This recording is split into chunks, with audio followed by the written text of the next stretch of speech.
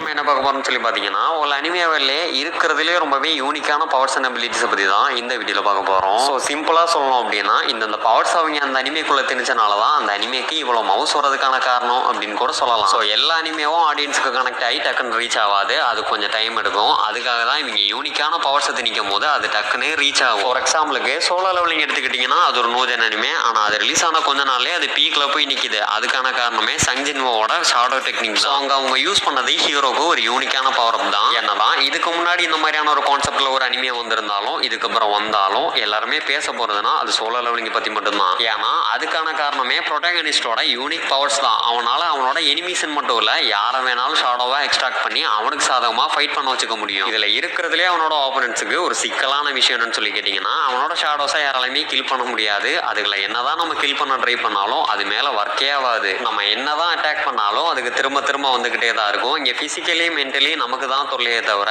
அவங்களுக்கு தொல்லையே கிடையாது. நம்ம ஸ்ட்ரைட்டா ஜின்வோவை தான் ஃபினிஷ் பண்ணணும். பட் அதுவும் ரொம்பவே ஈஸி கிடையாது. அதுதான் இருக்கிறதுலே கொஞ்சம் கஷ்டமான விஷயம். இனி ஷாடோவை ஃபினிஷ் பண்ணிட்டு ஜின்வோ கிட்ட போறோம்னா அவனும் ரொம்பவே டஃப் கொடுப்பான். பட் இம்பாசிபிள் கிடையாது. ஓபியான ஒரு சில கேரக்டர்ஸ் இருந்தா ஜின்வோ தலைய துண்டா தூக்க முடியும். Like Goku, One Punch Man, Naruto, One Piece, Bleach இந்த மாதிரியான அனிமேல வரக்கூடிய ஒரு சில கேரக்டர்ஸால அவனை ஈஸியா டிஃபீட் பண்ண முடியும். இங்க டிஃபீட் பண்றதோ இல்ல யாரு பெருசு சிறுசுங்கிறது இங்க மேட்டரே இல்ல. அவங்களோட பவர்ஸை பத்தி தான் நம்ம பார்க்க போறோம். ஓகேவா? ஸோ அந்தந்த அனிமேல வரக்கூடிய கேரக்டர்ஸோட பவர்ஸ் இல்லைனா அந்த கேரக்டர்ஸை இன்னொரு அனிமேல வச்சு கம்பேர் பண்றது ஒரு சின்ன பிள்ளைத்தனமான விஷயம் தான் நான் சொல்லுவேன். ஏன்னா இப்போ ஒரு அனிமே பார்க்குறோம்னா அதுல இருந்து புரிஞ்சுக்கிறதுக்கு கத்துக்கிறதுக்கு நிறைய விஷயங்கள் இருக்கு. அதை நம்ம லைஃபை கூட சேஞ்ச் பண்ணலாம். ஏன்னா ஒவ்வொரு அனிமே ஒவ்வொரு விதமா இருக்கும். அதுல இருந்து நம்ம நிறைய லெசன்ஸ் கத்துக்கலாம். Life motivation, communism, love, sadness, friendship, peoples இந்த மாதிரி நிறைய விஷயங்கள் இருக்கு. ஸோ இவ்வளோ விஷயங்கள் இருக்கும் போது நருட்டோ தான் பெருசு, ஒன் பீஸ் தான் பெருசுன்னு சொல்லி மாத்தி மாத்தி அடிச்சுக்கிறது அதை நான் தப்புன்னு சொல்லல. பட் ஒரு சைடு மட்டும் பார்த்துட்டு பேசக்கூடாது. பேட்டில்ஸ் வீடியோஸ்லாம் பார்க்கலாம், போடலாம், எல்லாமே பண்ணலாம். ஆனால் அது எல்லாமே என்டர்டைன்மெண்ட்டாக தான் எடுக்கணுமே தவிர அது சீரியஸாக எடுத்துக்க கூடாது. அவ்வளோதான் நான் சொல்லுவேன். ஸோ இனி நேராக விஷயத்துக்கு வருவோமா. சங்ஜின்வோட ஷாடோ டெக்னிக் ஒரு கிரேசியான பவர்ஸ். அவரு தான் எம்சி. அதனால அவரை மட்டும்தான் அந்த சீரியஸில் ஃபுல் ஃபோக்கஸ் பண்ணியிருப்பாங்க. ஆனால் இங்கே சம்மந்தமே இல்லாமல் ஒருத்தனை கிரியேட் பண்ணி அவனை ஓவர் பவர்டாக காமிச்சு நம்ம முன்னாடி எல்லாமே அவன் தான் மெயின் கேரக்டர்னு சொல்லி நம்ம வச்சு கடைசியில்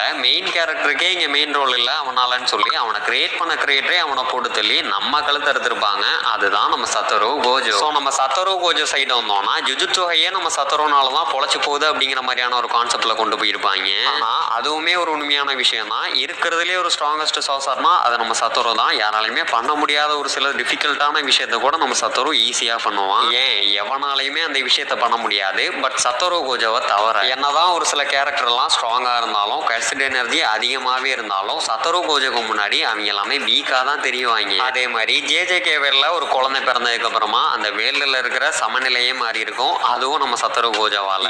இத்தனைக்கும் எவனாலையுமே டிஃபீட் பண்ண முடியாத காரணத்தினால இஸ் ஸ்ட்ராங்கஸ்ட் அப்படிங்கிறனால அவனை கிரியேட் பண்ண அந்த ஆதரே அவனை வேணும்னே போட்டு தள்ளி இருப்பாரு. ஏன்னா அது சத்தோரு கோஜோங்கிறனால. இத்தனைக்கும் அங்க அவனை சுக்கனா போட்டு தள்ளுறானோ இல்லையோ அதெல்லாம் இல்ல நான் போடுறேன் வாத்தியாரே அப்படிங்கிற மாதிரி கேகே குட்டாமி உள்ள பூந்து போட்டு தள்ளி இருப்பாரு நம்ம கோஜோவை. ஸோ இது எல்லாத்துக்குமே காரணமா இருந்தது நம்ம கோஜோவோட தலக்கணமான்னு சொல்லி கேட்டீங்கன்னா அதுவுமே ஒண்ணு. பட் எல்லாத்துக்குமே காரணமா இருந்ததுன்னா அவனோட பவர்ஸ் தான். அதுலயும் இந்த இன்ஃபினிட்டியை பத்தி நான் சொல்லி தான் தெரியணுங்கிற அவசியம் இல்லை. அனிமே வேர்ட்ஸ்லயே ஒரு யூனிக்கான பவர்ஸ்ல அதுவுமே ஒன்று. இப்படி ப்ரொட்டாகனிஸ்டவே மெயின்டைன் பண்ண முடியாம எல்லா இடத்துலயுமே இந்த பையன் தான் வந்து வேலையை காட்டுறான்னு சொல்லி அவனை கிரியேட் பண்ண ஆதரே ஒரு கட்டத்துக்கு மேல வன்மத்தை கக்குறாரு. இல்ல எனக்கு புரியல. இவரே கொல்ல சொல்லுவாராமா, இவரே போய் காப்பாத்துவாராமா. அதுக்கு ஆப்போசிட்டால போயிட்டு இருக்கு.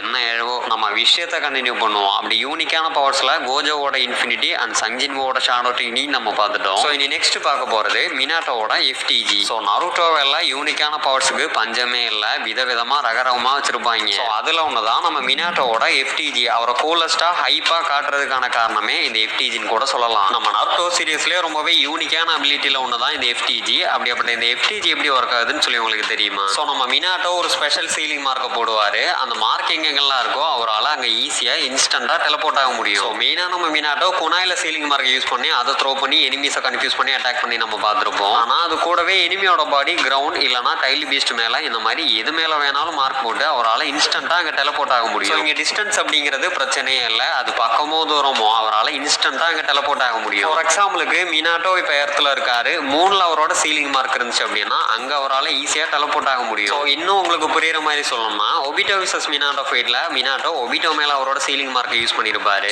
அது பாத்தீங்கன்னா மினாட்டோ இறந்து போய் திரும்ப ரீஅனிமேஷன் மூலியமா வரும்போது அந்த மார்க் அப்படிங்கிறது அப்படியே தான் இருந்திருக்கும். அது பாத்தீங்கன்னா ஒர்க் ஆயிருந்திருக்கும். இருந்திருக்கும். சப்போஸ் நம்ம மினாட்டோ குரோமா கிட்ட டெத் ஆகாம உயிரோட இருந்தார் அப்படின்னா ஸ்ட்ரைட்டா நம்ம ஒபிட்டோ கிட்ட போய் அவன் கதையை முடிச்சு விட்டுருப்பாரு. அது அவன் காமி டைமென்ஷன்ல இருந்தாலும் அங்கேயே இன்ஸ்டன்டா அவரால் டெலபோர்ட் ஆக முடியும். ஏன்னா மினாட்டோட சீலிங் மார்க் அப்படிங்கிறது ஒபிட்டோ மேல இருக்கு. அதனால அவன் எங்க போனாலும் அவன் 3K போனாலும் அங்க அவரால் இன்ஸ்டன்டா டெலபோர்ட் ஆக முடியும். ஸோ இப்போ சொன்ன மினாட்டோட பவரே பீக் லெவல்ல இருக்கும். ஆனா அதை விட பீக்னா அது நம்ம ஒபிட்டோட காமுயி தான். ஏன்னா FTHோட அப்கிரேட் வெர்ஷன் தான் இந்த ஒபிட்டோட காமுயி. ஸோ ஒபிட்டோட காமுயி எப்படி இருக்காதுன்னு சொல்லி பார்க்கறதுக்கு முன்னாடி அனிமேல பிரீமியமான மெட்டல் அண்ட் சில்க் ஒன்கேஸ் நம்ம ஆல் ஓவர் இந்தியா ஃப்ரீ ஷிப்பிங்கோட கஸ்டமைஸோட நம்ம டெலிவரி பண்ணி கொடுத்துக்கிட்டு இருக்கோம். ஸோ இது அனிமேக்கு மட்டும்தான் சொல்லி கேட்டிங்கன்னா அதுதான் கிடையாது. நீங்கள் உங்கள் பர்சனல் ஃபோட்டோ சென்ட் பண்ணிங்கன்னா நம்ம அதையுமே உங்களுக்கு ப்ரீமியமான ஃபோன் கேஸாக மேக் பண்ணி கொடுத்துருவோம். ஸோ நீங்கள் ஜஸ்ட் உங்கள் photo, phone model, delivery address இந்த 3 மட்டும் கொடுத்தா போதும். நீங்கள் எந்த அட்ரஸ் கொடுக்குறீங்களோ அந்த அட்ரஸ்க்கு உங்களுக்கு 2 டேஸ்லேயே உங்களுக்கு டெலிவரி ஆகிடும். ஸோ உங்களுக்கு ஃபோன் கேஸ் வாங்குற ஐடியா இருந்தாலும் இல்லைனா நம்ம கிட்ட பிஸ்னஸ் பார்ட்னராக ஜாயின் பண்ணுற ஐடியா இருந்தாலும் இந்த ஸ்க்ரீனில் கொடுத்துருக்க வாட்ஸ்அப் நம்பருக்கு ஒரு மெசேஜ் மட்டும் போடுங்க. ஸோ ஒபிட்டோ உச்சியாவோட காமுயி எப்படி ஒர்க் ஆகுதுன்னு சொல்லி நம்ம எல்லாத்துக்குமே தெரியும். அவனோட பாடி பார்ட்ஸை டெம்பரரியாக காமுயி டைமென்ஷனுக்கு ஷிஃப்ட் பண்ணுவோம். அப்படி பண்ணுறது மூலியமா அவன் மேலே எனிமீஸோட அட்டாக்ஸ் ஒர்க்கே ஆகாது. ஃபிசிக்கல் அட்டாக் யூஸ்லெஸ் அப்படின்னு தான் சொல்லி ஆகணும். பட் அவனோட ஆப்போனன்ஸாக இருக்கட்டும் இல்லை ஆப்ஜெக்ட் இல்லை அவங்களோட பவர்ஸ் எதுவாக இருந்தாலும் அவங்க கொடுக்குற அந்த பவர்ஸ் அவன் அப்சர்வ் பண்ணிட்டு திருவேஸ் அவங்களுக்கே அவன் திருப்பி கொடுக்க முடியும். லைக் இது யாகுராவோட மிரர் அட்டாக் மாதிரி தெரியலாம். பட் இது கொஞ்சம் டிஃபிகல்ட். ஏன்னா அவன் அப்சர்வ் பண்ணி அதை திருப்பி ரிட்டர்ன் கொடுக்கணும். அதுக்குள்ள வேற ஏதாச்சும் ஒரு ஆப்ஜெக்ட் உள்ள அவன் போய் சிக்கிட்டானா அது ரொம்பவே டிஃபிகல்ட்டாக போய் மாறிடும். ஸோ அது கூடவே ஒபிட்டோ கிட்ட இருக்கிற ஒரு வேற லெவலான அபிலிட்டி என்னன்னா அவன் பிசிக்கலாக போய் பார்க்காத ஒரு சில பிளேசஸ்க்குலாம் டெஸ்டினேஷன் தெரிஞ்சிருந்தா காமி யூஸ் பண்ணி அவனால அங்கே டெலபோர்ட் பண்ண முடியும். ஃபார் எக்ஸாம்பிளுக்கு நம்ம காவியா சாஸ்கேவை தனி டிமென்ஷன்ல வச்சு அடைக்கும் போது நம்ம ஒபிட்டோ என்ன பண்ணுவான்னா அவனை காமி டைமென்ஷனுக்கு இழுத்துட்டு போய் அதுல இருந்து வெள்ளத்தள்ள வச்சிருப்பான். இது கொஞ்சம் குழப்பமான விஷயம். இது இன்னொரு வீடியோல நான் கிளியரா சொல்லி உங்களுக்கு புரிய வைக்கிறேன். ஸோ அப்படி யூனிக்கான பவர்ஸ் அண்ட் அபிலிட்டிஸ்ல ஒரு சில பவர்ஸ் எல்லாமே நம்ம பார்த்துட்டோம். அதை பத்தி லைட்டா எக்ஸ்பிளனேஷனும் பண்ணிட்டோம். ஸோ இனி இதே மாதிரி நெக்ஸ்ட் யாருக்கு போடலாம், பார்ட் 2 வீடியோ வேணுமா இல்லை எந்த மாதிரியான நியூ கண்டென்ட் வேணும் அப்படிங்கிறத மறக்காம கமெண்ட்ல சொல்லிட்டு போங்க. ஸோ இந்த வீடியோ உங்களுக்கு பிடிச்சிருக்கும் அப்படின்னு சொல்லி நினைக்கிறேன். அப்படி பிடிச்சிருந்துச்சுன்னா ஒரு லைக் மட்டும் தட்டி விட்டுருங்க. மேக்ஸிமம் உங்க ஃப்ரெண்ட்ஸ் அண்ட் ஃபேமிலிக்கு எல்லாமே ஷேர் பண்ணுங்க, சப்போர்ட் பண்ணுங்க.